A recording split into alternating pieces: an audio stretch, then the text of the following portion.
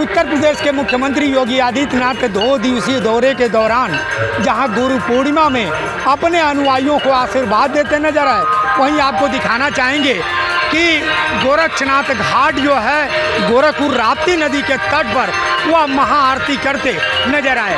खासतौर से देख सकते हैं कि आज पूरा दिन उनका व्यस्ततम कार्यक्रम रहा और इस व्यस्ततम कार्यक्रम में उन्होंने खास तौर से देवी देवताओं का वाहन करते नजर आए और आज राप्ती नदी गंगा तट पर आरती करके एक संदेश देने का काम किया है। खास आपको बता दें कि आज उनके द्वारा 2 थानों का लोकार्पण भी किया गया है। गोरक्षनाथ थाने का हाईटेक भवन का तो एक नवनिर्मित थाना एम्स का लोकार्पण करके गोरखपुर की जनता को समर्पित किया गया है ताकि उन थानों से अपराधियों पर अंकुश लग सके।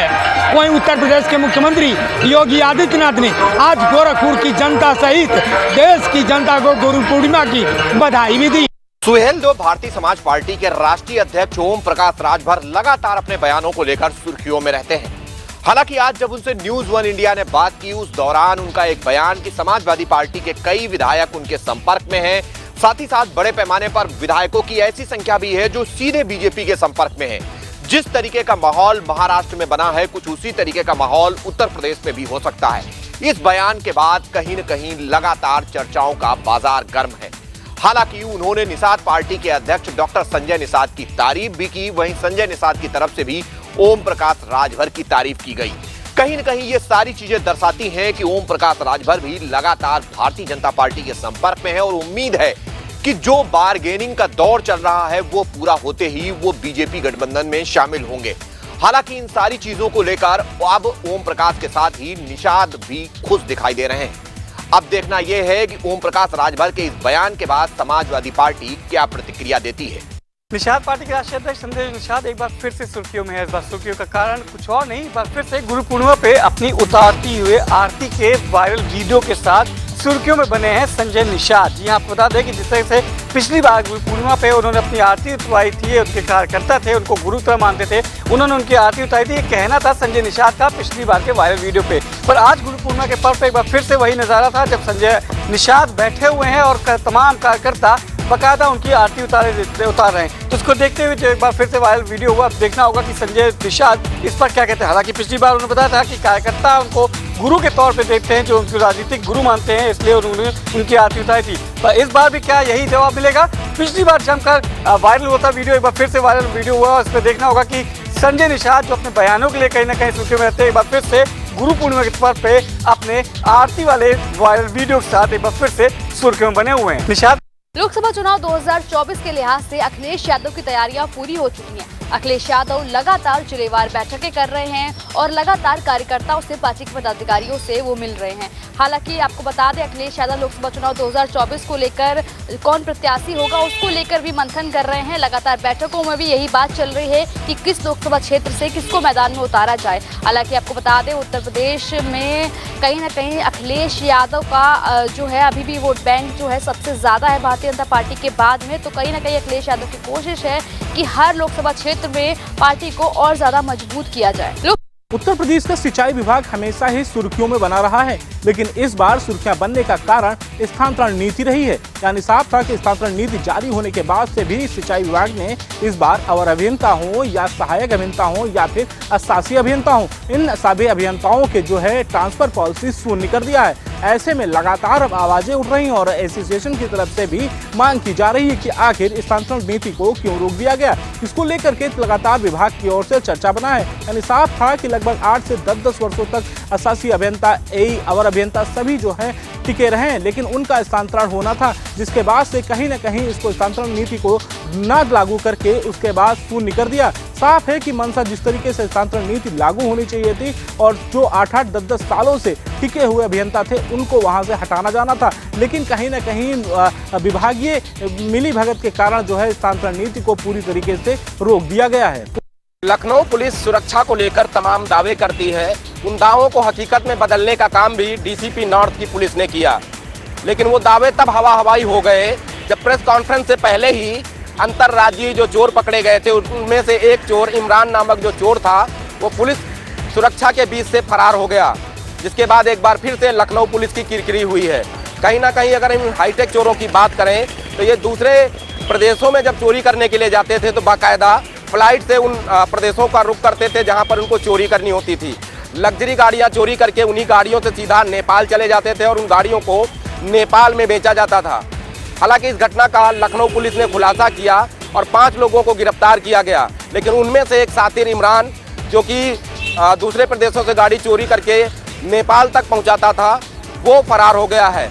अब उसकी गिरफ्तारी के लिए कई टीमें गठित की गई। अब देखना होगा इमरान नामक फरार जो चोर है उसको लखनऊ पुलिस कब तक गिरफ्तार कर पाती है।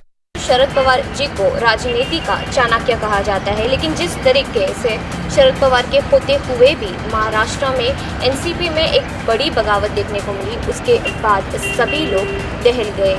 लेकिन अब जो है महाराष्ट्र में पोस्टरबाजी का सिलसिला है वो शुरू हो गया है, जहाँ पर एक और नागपुर में जो है बीजेपी के कार्यकर्ताओं की तरफ से एक पोस्टर लगाया गया है, जिस पोस्टर में देवेंद्र फडणवीस को महाराष्ट्र का नया चाणक्य कहा गया है, क्योंकि देवेंद्र फडणवीस ने ही सबसे पहले शिवसेना में फूट डाली और शिवसेना को 2 गुटों में बांट दिया, और अभी वो सेम चीज़ जो है वो एनसीपी में भी देखने को मिल रही है। इतना ही नहीं, इस पोस्टरबाजी का जो नया मोड़ है वो मुंबई में भी देखने को मिला, जहां पर शिवसेना भवन के बाद कुछ कार्यकर्ताओं ने कुछ अलग ही पोस्टर लगाए। इस पोस्टर में उद्धव ठाकरे और राज ठाकरे को एक साथ आने की अपील की गई है।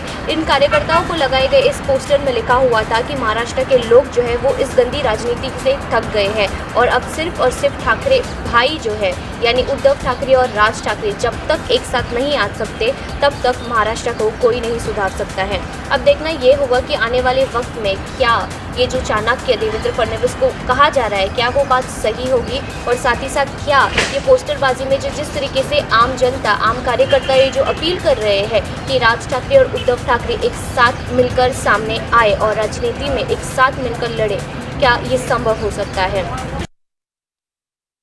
अमेठी में एक बार फिर गरजा बाबा का बुलडोजर, वहीं भूमाफियाओं में दिखा प्रशासन का खौफ। जी हां, हम आपको बता दें ये पूरा मामला जगदीशपुर थाना क्षेत्र के अयोध्या रोड का है, जहां पर खाते की जमीन में अवैध रूप से लोगों ने कब्जा किया हुआ था। और वहीं कोर्ट के आदेश के बाद अमेठी पुलिस प्रशासन व राजस्व की संयुक्त टीम मौके पर पहुंची और बुलडोजर को देख वहीं भूमाफियाओं में हड़कंप मच गया। फिलहाल अवैध रूप से कब्जा की हुई ज़मीनों को प्रशासन ने खाली करवाया। अब देखने वाली बात ये होगी कि जिस तरह से प्रशासन ने अवैध रूप से ज़मीनों को खाली करवाया है, भूमाफियाओं में इसका कहां तक असर या खौफ देखा जा सकता है। झांसी में आज नगर निगम के द्वारा हटाया गया अतिक्रमण, इस दौरान दुकानदारों और स्थानीय लोगों में हड़कंप की स्थिति रही। आपको बता दें कि लंबे अरसे से चित्रा चौराहे से लेकर झांसी के जो सीपरी बाज़ार चौराहा है वहाँ तक जो है जाम की स्थिति रहती थी और तमाम जो पटरियों के अगल बगल लोग कब्जा जमाए थे, उन्हीं कब्जाधारियों पर आज प्रशासनिक और नगर निगम के अधिकारियों के द्वारा चाबुक चलाया गया। इस दौरान उनके जो भी टीन सेट लगे थे उनको निकाला गया और चेतावनी भी दी गई थी। वहीं अधिकारियों ने बताया है कि 2 दिन पहले दुकानदारों को चेतावनी दी गई थी कि अपना अपना सामान हटा लें, नहीं तो उनका सामान जब्त कर लिया जाएगा। लेकिन कुछ दुकानदारों के द्वारा सामान नहीं हटाया गया था और इस बात को लेकर उन्होंने अनसुनी कर दी थी और उन पर कार्रवाई की है। पुलिस कमिश्नर प्रतिंदर सिंह के आदेश अनुसार पूरे ही आगरा जिले में एक आदेश जारी किया गया है, जिसमें कहा गया है कि जो भी अवैध डग्गा मार वाहन है उनके खिलाफ अभियान चलाएं।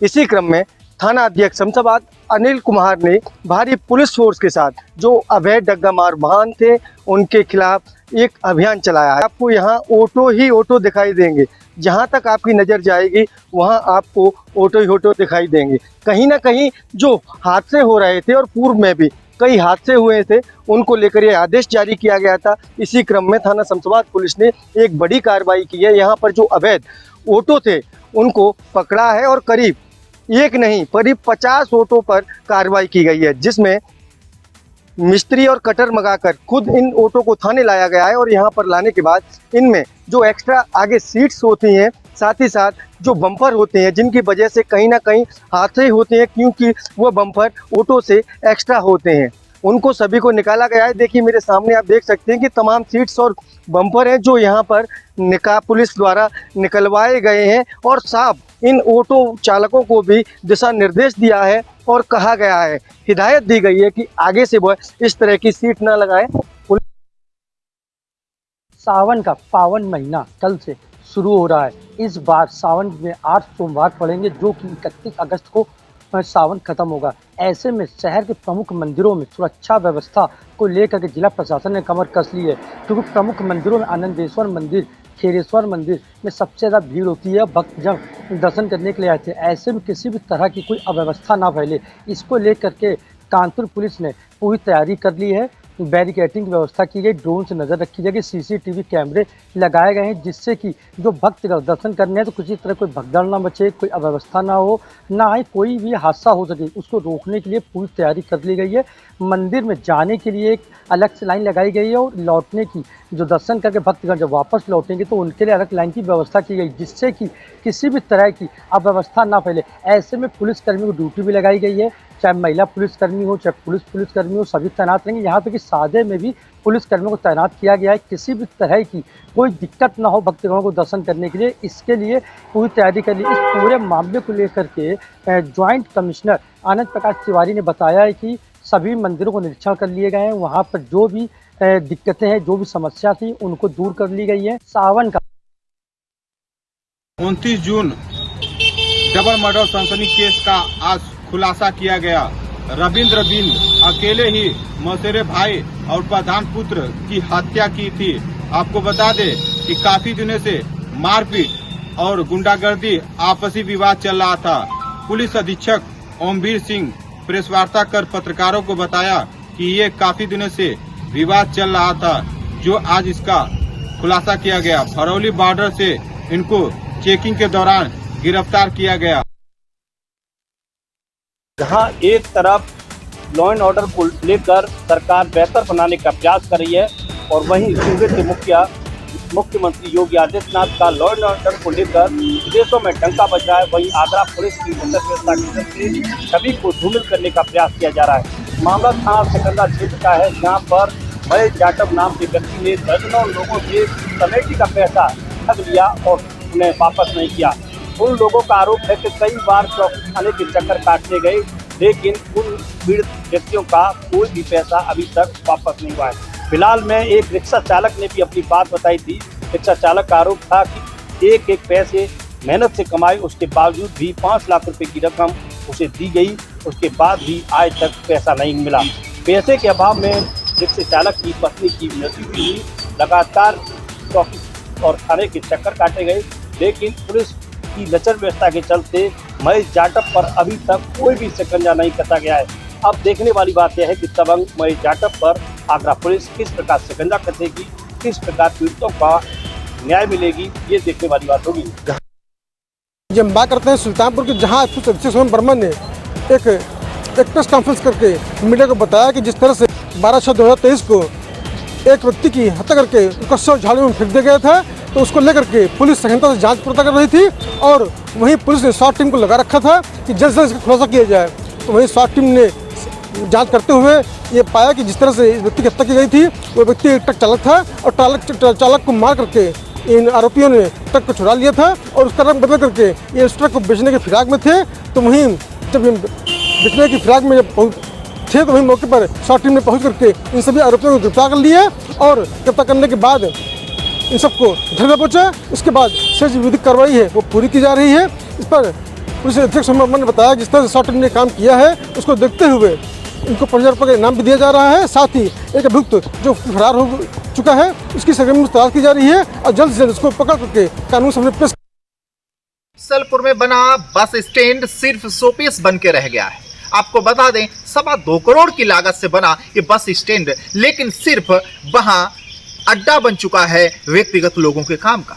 लोग वहां इकट्ठा होते हैं, और चूंकि बसों का पहुंचना संभव नहीं हो पाता, पहुंचती भी हैं तो शाम को पहुंचती हैं और सुबह फिर वहां से रवाना हो जाती हैं। लेकिन बस स्टैंड पे जब यात्री पहुंचते हैं तो उनको पता लगता है कि यहाँ तो बसें आती ही नहीं हैं। वहीं बीसलपुर कस्बे में 12 पत्थर पे ही बस पकड़ने के लिए यात्री मजबूर हैं। 12 पत्थर पे पहुंचते हैं और वहां से बस पकड़ते हैं, जबकि 13 वर्ष बीत चुके हैं बस स्टैंड को बने हुए, लेकिन आज भी वहां पर यात्री और बसें दोनों का पहुंचना मुश्किल हो जाता है। यात्री पहुंचे तो बस नहीं, और बस पहुंचती है रात में, सुबह फिर हटा दी जाती है। 13 वर्ष बीत चुके, 2.25 करोड़ की लागत से वहां बनाया गया वो बस स्टैंड, लेकिन आज वहां धूल खा रहा है। लोग नहीं पहुंच रहे हैं। क्यों नहीं पहुंच रहे हैं? आखिर परिवहन विभाग इतनी बड़ी लापरवाही क्यों बरत रहा है? घनी आबादी के बीच जो बस स्टैंड बना है, इतना रास्ता सकरा है कि वहां बसें पहुंचना मुश्किल हो रही हैं। अगर पहुंच भी जाती हैं तो भीड़ भाड़ के कारण बहुत समस्या खड़ी होती है। तो इतनी लागत बनने के बाद भी आज भी यात्रियों को परेशानी झेलनी पड़ रही है।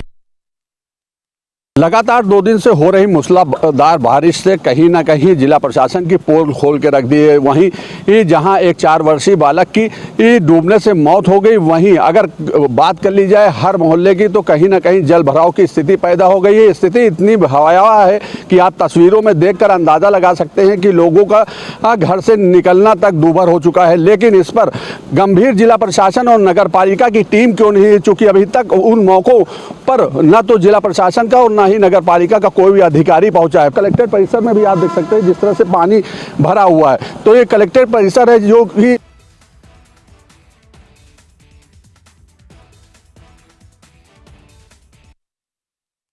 पूर्णिमा का पर्व है, बड़ी धूमधाम से मनाया जा रहा है। लेकिन एक आज बड़ा हादसा हो गया।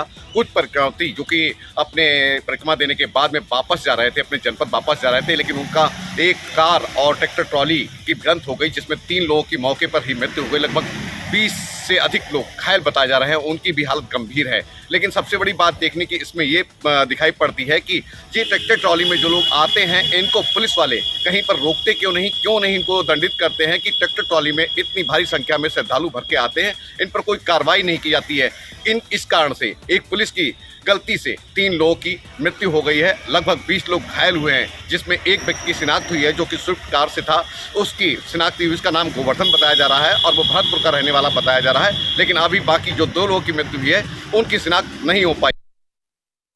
इस समय हम मौजूद हैं औरैया के आवास विकास में स्थित एक गौशाला में, जहां आप तस्वीरों के माध्यम से देख सकते हैं कि औरैया के गौशाला की जो हालत है किस प्रकार से बदतर नज़र आ रही है। जहां योगी सरकार जो है लगातार गौशालाओं को लेकर सख्ती बरतती नज़र आ रही है, वहीं नगर पालिका के अंदर जो एक ये आवास विकास स्थित गौशाला जो है पड़ती है, यहाँ बीते दिनों आधा दर्जन से अधिक गायों की भूख प्यास सही देखरेख न होने के कारण मौत हो जाती है। वहीं यह मामला जब ईओ के संज्ञान में डाला जाता है तो ईओ जो हैं यहाँ के केयर टेकर को भद्दी भद्दी गालियाँ देते हैं। जैसे ही वह ऑडियो सोशल मीडिया पर वायरल होता है, वहीं सामाजिक संगठन के लोग, गौरक्षा से जुड़े हुए लोग धरने पर बैठ जाते हैं। वहीं ईओ के खिलाफ जो है सख्त से सख्त कार्रवाई की मांग करते हैं। अधिकारियों के आश्वासन के बाद ईओ पर कार्रवाई करने की बात कही जाती है। वहीं आप तस्वीरों में आज देख सकते हैं, जैसे ही यह मामला मीडिया के संज्ञान में आता है, वहीं गौशालाओं में सौंदर्यीकरण का कार्य चालू कर दिया जाता है। सबसे बड़ी बात यह है कि जैसे ही मामला मीडिया के संज्ञान में आया, तभी सौंदर्यीकरण क्यों? लखीमपुर खीरी पुलिस अनुशासनहीनता की हदें पार करने में जुटी है। वहीं एसपी गणेश शाह अनुशासनहीन पुलिसकर्मियों पर कार्रवाई करने से गुरेज करते नजर आ रहे हैं। अलबत्ता खीरी पुलिस कहीं किसी मृतक पर मुकदमा दर्ज कर रही है तो कहीं किसी मासूम को दंगाई बना रही है। हद तो तब हो जाती है जब समाज की रक्षा का दायित्व उठाए पुलिसकर्मी स्वयं ही लूट और दुष्कर्म जैसी घटनाओं के अपराधी बनने लगे। फिलहाल लखीमपुर खीरी में इन दिनों पुलिस की कारगुजारियां सुर्खियों पर है। अब देखना दिलचस्प होगा कि एसपी गणेश शाह इन लापरवाह अधिकारियों पर कब और कैसे कार्रवाई। सिटी कोतवाली के गढ़गेट चौकी क्षेत्र स्थित ब्रह्मांड कॉलोनी में 2 पक्षों का विवाद हुआ, जिसमें कई लोग गंभीर रूप से घायल भी हुए हैं। आपको बता दें, ब्रह्मनान कॉलोनी में 2 दिन पूर्व बुग्गी खड़ी करने को लेकर आपस में विवाद हुआ था, जिसको लेकर पुलिस ने 151 की कार्रवाई दोनों तरफ से की और दोनों पक्षों के लोगों को जेल भेज दिया था, जिसमें दोनों कल जमानत पे एसडीएम कोर्ट से छूटने के बाद एक पक्ष ने दूसरे पक्ष के घर में घुसकर मारपीट की, जिसमें महिला सहित कई लोग घायल हुए थे। मामला 2 संप्रदाय से जुड़ा होने के चलते भारी पुलिस बल मौके पर पहुंच गया और सीसीटीवी के आधार पर पुलिस ने तकरीबन 10 नामजद व करीब 40 अज्ञात लोग के खिलाफ मुकदमा दर्ज किया है। हालांकि पुलिस ने जो है करीब आधा दर्जन लोगों को भी हिरासत में ले लिया है और जो है कार्रवाई की बात कर रही है। हालांकि पुलिस का कहना है किसी भी तरीके से बवाल करने वाले लोगों को बख्शा नहीं जाएगा। कानपुर के बिदनू थाना क्षेत्र के गोरसा गगोली गांव में उस वक्त हड़कंप मच गया जब एक प्रधान पति की निर्मम धारदार हथियार से हमला करके हत्या कर दी गई। घटना की जानकारी पर पहुंची पुलिस मामले की जांच पड़ताल में जुट गई है। आपको बताते चले कि पूरा मामला बिदनू थाना क्षेत्र के गोरसा गगोली गाँव का है, जहाँ पर प्रधान पति राम कुमार अपने निजी काम से कल देर शाम घर से निकले हुए थे, मगर जब देर शाम तक वो अपने घर नहीं लौटे तो परिवार वालों में अफरा तफरी मच गई। जिसके बाद आज सुबह होने पर प्रधान पति राम कुमार की सड़क के किनारे शव पड़ा हुआ स्थानीय लोगों ने देखा, जिसके बाद घटना की जानकारी पुलिस को दी गई। सूचना मिलते ही मौके पर पहुंची बिदनू थाना पुलिस ने मृतक के परिवार वालों को भी सूचना दी है। प्रथम दृष्टया मृतक के शव को देखकर ये साफ तौर पर प्रतीत हो रहा है कि उनकी गर्दन पर धारदार हथियार से हमला करके निर्मम हत्या की गई है। वहीं परिवार वालों का रो रो कर बुरा हाल है। पुलिस ने मृतक के शव को कब्जे में लेकर पोस्टमार्टम के लिए भेज दिया है, तो साथ ही इस हत्या को अंजाम देने वालों की तलाश में जुट गई है। अपने पिता के जन्मदिन पर मासूम बच्चा टॉफी और चॉकलेट लेने जैसे घर से बाहर निकला तो उसके घर वाले इस इंतजार में बैठे रहे कि बच्चा पिता के जन्मदिन पर चॉकलेट लेके आएगा और पिता को हैप्पी बर्थडे पापा बोलेगा और उनको चॉकलेट खिलाएगा। लेकिन पिता और घर वालों को क्या मालूम था कि कुछ ही घंटों बाद उसकी छत विक्षित लाश मिलेगी और वो मासूम को इस तरह से बेदर्दी से कुचल के मारा जाएगा कि उसका कोई भी हिस्सा सही सलामत नहीं बचेगा। जी हां, रामपुर में ये दिल दहला देने वाली घटना सिविल लाइन थाना क्षेत्र में हुई, जहां बच्चा अपने पिता के जन्मदिन पर चॉकलेट लेने गया था और चॉकलेट लेके जब 2-3 घंटे तक वो वापस नहीं आया तो उसकी तलाश की गई और तलाश करने के बाद जब उसको तलाशा गया तो उसका शव मिला, जहां शव मिलने के बाद पूरे घर में खुशियों का जो माहौल था वो मातम में बदल गया और हंगामा और कोहराम मच गया। अब देखना यही होगा कि 2 दिन से लगातार रामपुर में हो रही इन हत्याओं का पुलिस कैसे पर्दाफाश करती है।